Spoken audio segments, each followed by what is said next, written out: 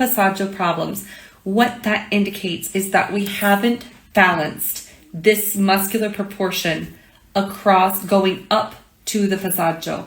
We've somehow been out of balance. And this is really, really, really important to understand, because it is not a sudden switch that you just, okay, and now I'm balanced, right? So you're going to have to look back in the scale. And 9 times out of 10, those are compressed, meaning the pharynx, you're singing them with the larynx too high, and there's too much of a thick fold and there's not enough turn, okay? So that's really important to understand, that the passaggio problems are a result of problems previous in the scale.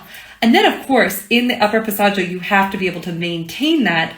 So that does take some, I would call it strength in a way, but it's coordination. I do call it strength because I do think that there is a bit of strength that has to be developed in the CT muscle, especially as the voice grows. You notice that 5 years ago, I had no problems maintaining this higher tessitura, and now I have tons of problems. That's because the voice got bigger, the voice got thicker, didn't counterbalance the CT muscle with the TA muscle. So you always have to kind of check in and balance the voice. And Birgit Nielsen writes about this. She says, like, every time her voice grew, she would rebalance her voice with the head voice. And she would go back to sounding like she was Serlina singing inside of her head, right? And I think that's a good direction for all of us.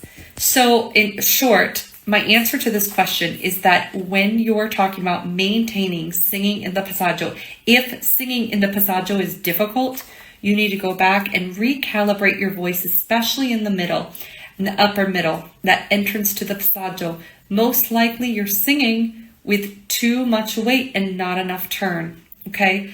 And that you will notice over time. This is not something that you can fix in a day. So don't go home and expect that this is the answer. It is the slow answer. This is a little bit of a process. So you have to sort of be patient with yourself in working towards this goal.